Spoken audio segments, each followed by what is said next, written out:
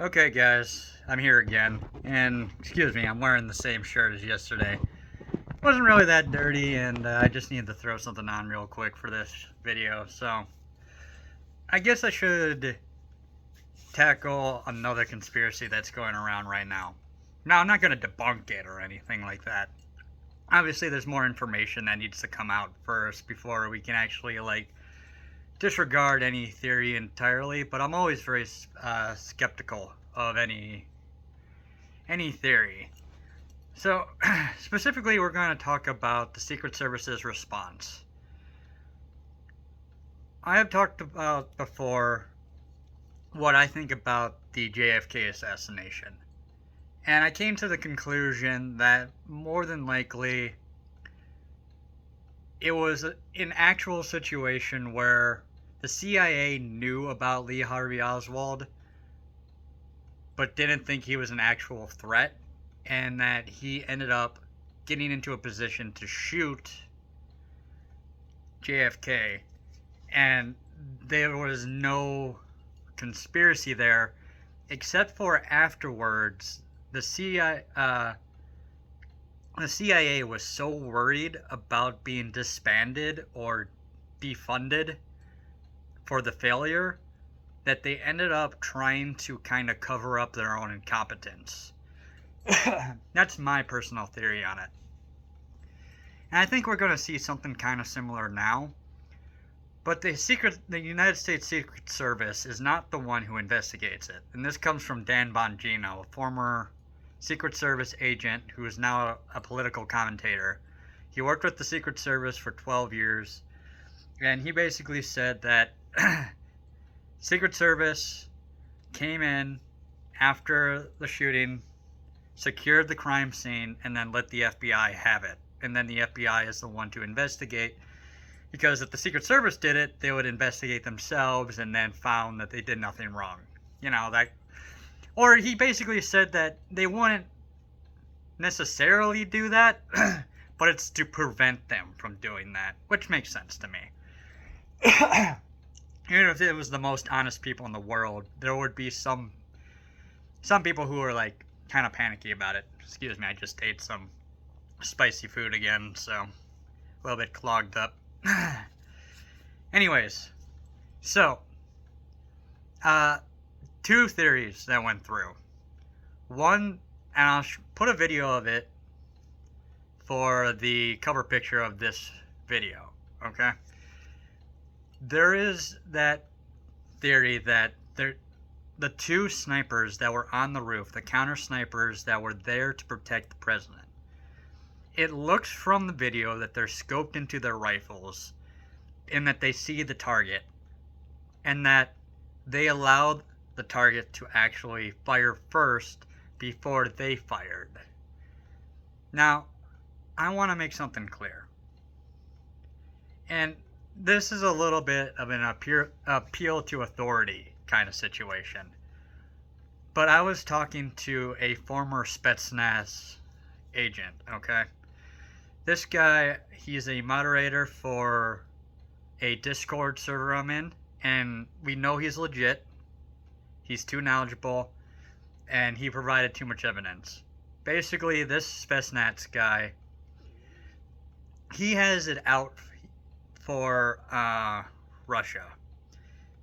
He was Spetsnaz, Putin took over, he didn't like how things went, and then he went to Ukraine to fight for the Ukrainians as a mercenary. And he was with an actual mercenary company. Now that mercenary company ended up actually dropping the contract instead of renewing it, because they didn't like the assignments or the pay. It was one of the two. And he was basically like, this is a shit show over here and we want nothing to do with it. So this guy, we know he's legit. He's a legit Spetsnaz dude. And he basically said the same thing that I already know. And he brought this up, and I know this too from my own military training. So, sorry, I'm going to have to double down on a appeal to authority fallacy here. You're just going to have to believe me for both these. But when it comes to actually engaging with a rifle, especially at close range, there's a certain way you actually have to hold the rifle and scan the area. So when you're scoped into your rifle, right? I use the new M27 with the SCO, which is a variable scope, which can go from 1, and then you can turn a dial all the way up to ×8. And this is very specifically used in the last part of our ARQ, or annual rifle qualification course, okay? For one of the last drills, we have to do what's called a failure to stop while on the move, which means that you slowly walk towards the target with your rifle ready, and then they say target, and then you lift up your rifle, you keep walking, and then you do a failure to stop. And a failure to stop is you put 2 in the chest and 1 in the head. Basically like a trapezoid type shape right here in the face, okay?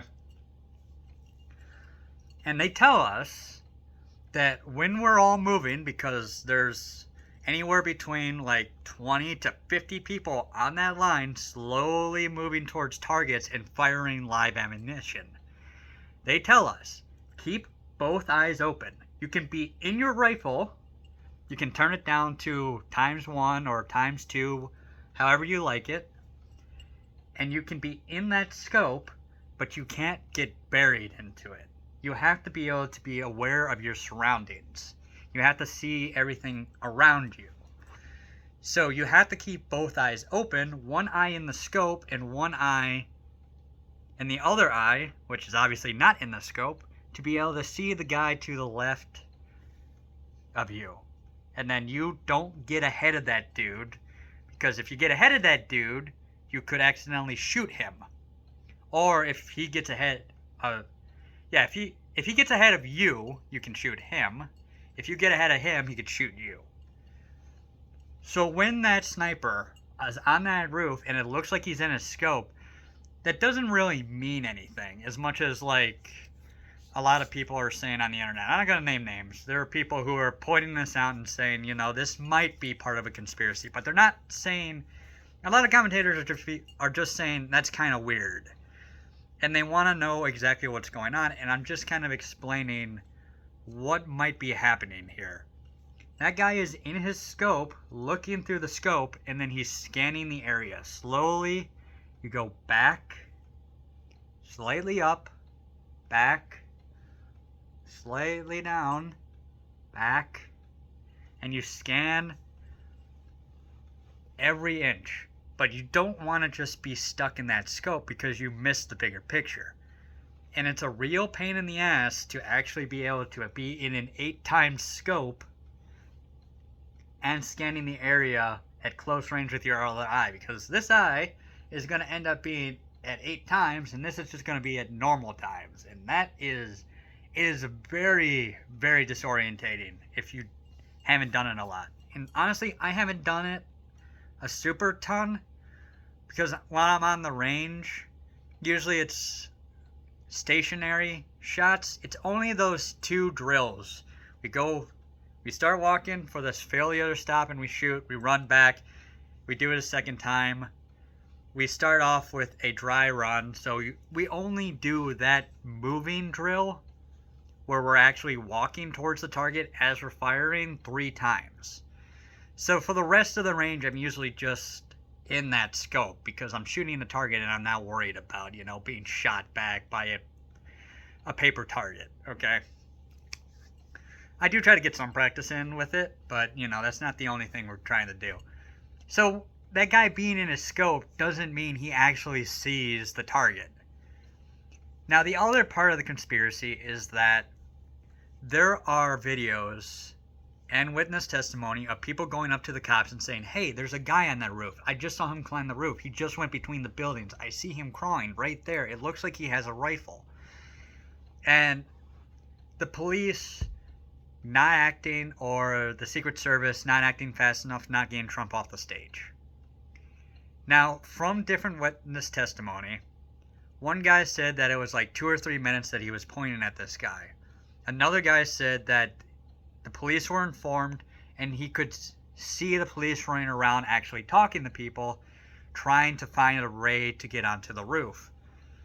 Now, I have to question the testimony, and this is just standard investigation techniques that anyone should know. Okay, this is like very common knowledge. Do not trust witness testimony when it comes to timelines.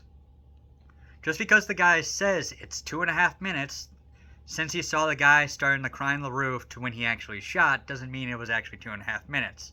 If the guy saw this happening and he started to freak out and his adrenaline starts pumping, 40 seconds could start to feel like 2.5 minutes. I mean, that's just the way it is. We don't know exactly how long it took for the people to spot the dude, inform the police, and for the police to start moving and acting. Okay, we don't know if the snipers on the roof were given any heads up, and we don't know exactly who was in communication with who at one point. Because when you're in communication, I assume that these guys have beads in their ears. They're not actually using like hand radios, using call signs, like calling in stuff. Like, they're not doing like the standard military stuff. They're just mostly staying off the comms, and if someone hears something or sees something, they just hit a little button and be like, "Sir, we got a problem," or something like that. Instead of being like, "Echo 2, this is Echo 3. We got like a situation at point A5213," or whatever the hell, okay? I mean, I'm sure they have some like call signs and like some kind of like communication system that involves phonics like that, with like the Alpha Bravo, everything like that. But more or less, that would be a waste of time, especially if you got eyes on basically every other agent in the area from wherever your vantage point is. It's more likely they try to keep it as short and sweet as possible in order to maximize the amount of time they have to act, while keeping within certain codes so that bystanders nearby who might be part of a hit team wouldn't be able to understand what exactly is going on. However, so that guy in his scope, for one, we don't know what exactly he's doing. And then they talk about how one of the snipers seems to shimmy down the roof a little bit as if he's trying to hide from the actual gunfire. And to me, that's a silly argument to make. When you're on a canted roof like that, when you're laying down, obviously, if you're laying down on the ground on that roof, you're going to be canted straight up in the air.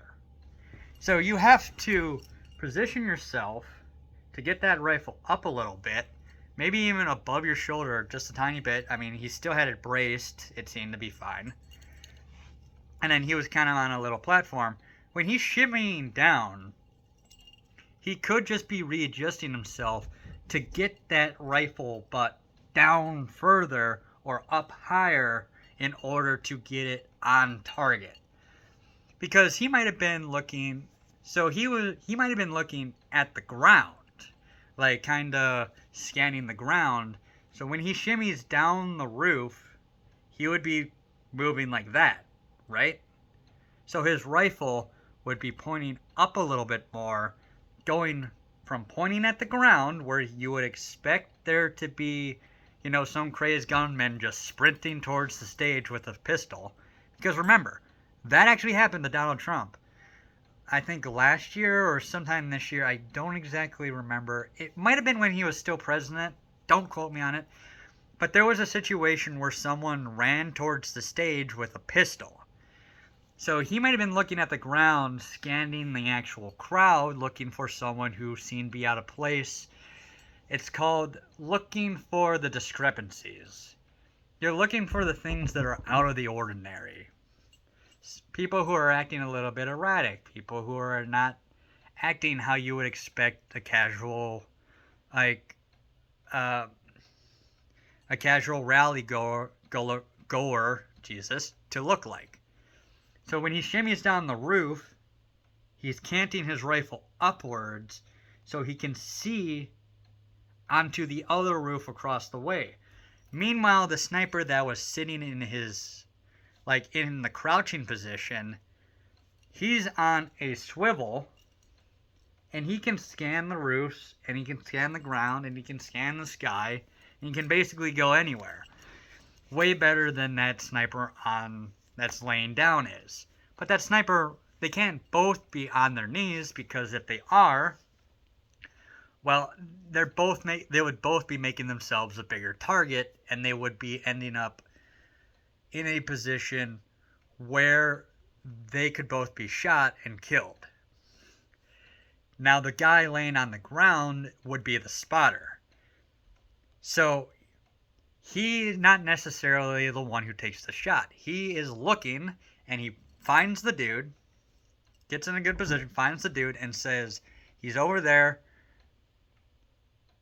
take the shot. And then he adjusts himself so that if the guy he's spotting for gets shot, he can then position himself to put that rifle on target to take the shot instead. And that's just basic sniper stuff. I work with the snipers. I'm not going to say that I understand their craft as well as they do. I'm sure that one of my sniper buddies was here, he could explain it better. Perhaps there's a mistake I kind of made there. But this is the basic line of thinking for how the snipers work, okay? They were not necessarily aware of this dude. And one of the eyewitnesses even says that from the position that it's kind of unclear what the eyewitness meant, but he kind of hints that from the position where the sniper was, that the snipers that were on the roof, the counter snipers, may not have been able to see him that clearly. Now, they saw him clearly enough to take a shot after they knew exactly where to look, and they did so quickly.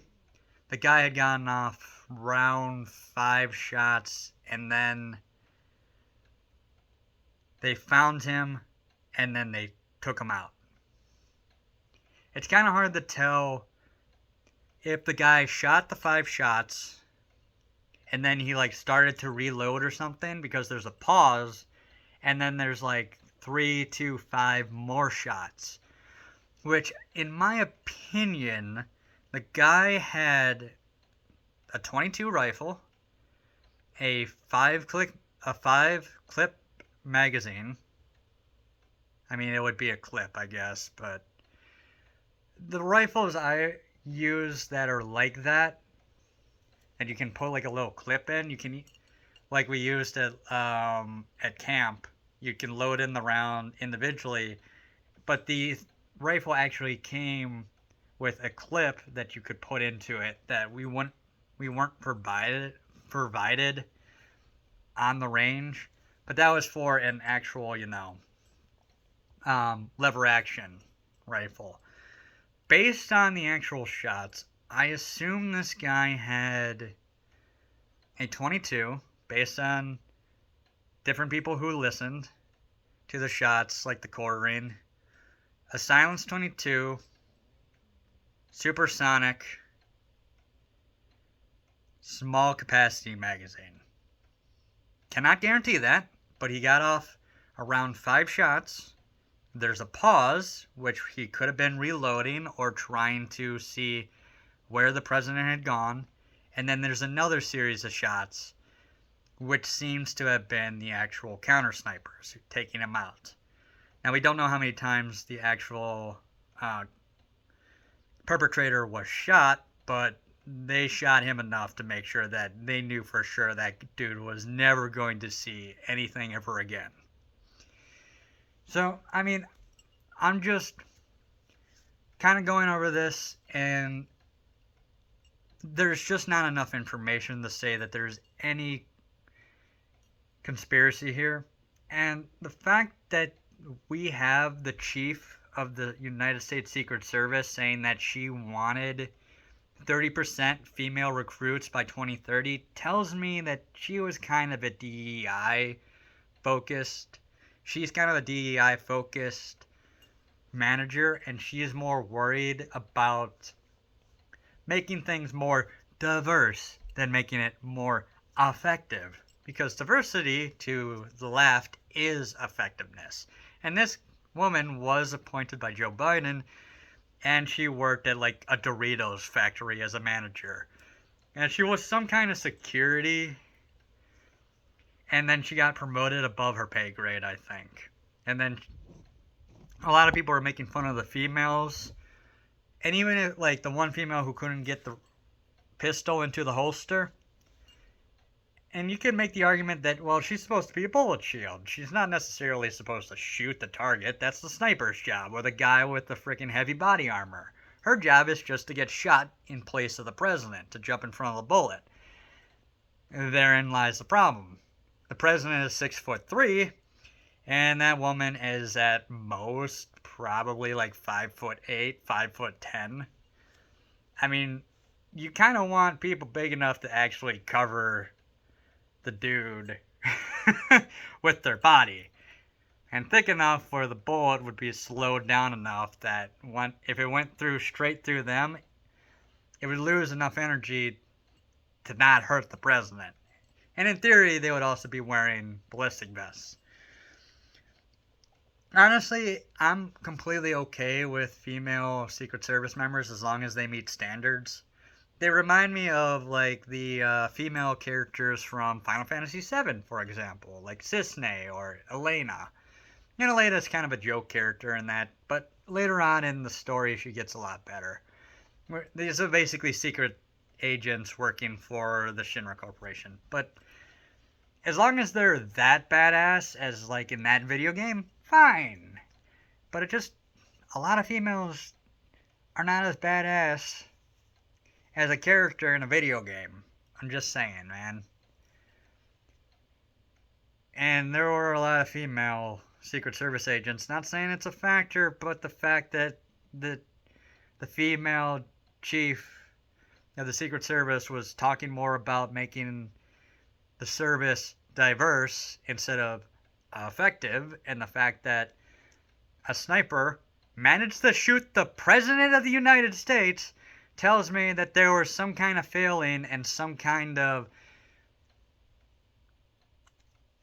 incompetence at the very least. Am I going to say it's a conspiracy? Not yet. I don't believe so. I want to believe in the good of people. I want to believe that this was just pure incompetence, and that hopefully, if it is incompetence, that they get punished, that they lose their jobs. And if it's non-incompetence and malice, that they get thrown in jail once President Trump inevitably wins this race. Just saying. Now RFK Jr. now suddenly has Secret Service protection. And I only have a good feeling that Donald Trump is not going to get the full presidential detail, because apparently he hadn't got it. He got the normal size detail that you would have for a former president and for a candidate, not the size of detail that the actual president of the United States would get. Which, given that this dude is a former president running for office, who everyone's been calling the new Satan for the last 8 years, you would think that he would have the full detail that he did when he was actually in office. And damn the cost. The literal cost of paying for all that security. But Joe Biden hates Donald Trump. And to be fair, Donald Trump hates Joe Biden. So, maybe it wasn't malice. Maybe Joe Biden didn't want this to happen, and I want to believe that he didn't. But at the same time, maybe he didn't want to spend the extra money to help someone that he doesn't like that much. Donald Trump, in his opinion, can use his billions of dollars to pay for his own security. And then be gone, you. I mean, to be fair, Donald Trump has enough money to pay for like 10 Secret Service agencies over. Whether or not they would have the same amount of technology and organization is another matter, but still. Anyways, addressing the sniper and the lack of response conspiracies. I don't see enough there yet, but I really, really want it investigated. And given that it's Joe Biden's FBI that's investigating it, well, let's just say that we might not get enough details until after Donald Trump wins the election and then is in charge of that agency once more. I don't have a lot of faith in the FBI anymore. I don't have a lot of faith in the Secret Service.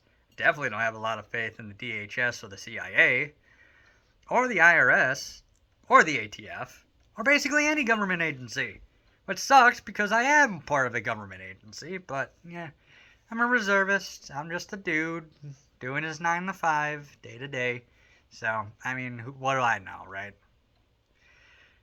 But I'm going to look at my fellow agencies, my fellow agents. I'm not an agent. I'm a Marine reservist in my civilian guise right now. I'm looking at those agencies and I'm just like, I don't trust you, but I'll give you the benefit of the doubt. But I don't trust you. Okay? Anyways, that's all I got for this one, guys. We are looking at this situation, and a lot of people are suspicious right now, rightfully so. And I want people to keep asking questions. Always ask questions. Always question the narrative. Always try to find a different solution. But also follow the facts. And the fact is, there's not enough facts here to say that this was a conspiracy. It seems right now to be incompetence. And there's going to have to be consequences for incompetence. But if I'm proven wrong, I'm not going to be surprised. Because I don't trust them. So let's hope that the investigation is thorough, free, fair, and open. It won't be. But when Donald Trump wins, and you have to go vote, you will go out, and you will vote, and you will bring 10 friends with you. When you vote, do it. When Donald Trump wins, he will be in charge of the agency, and then he can push from the inside to get the actual details released. Make it happen. Get Donald Trump elected in a landslide. Okay? That's it for now. Bye.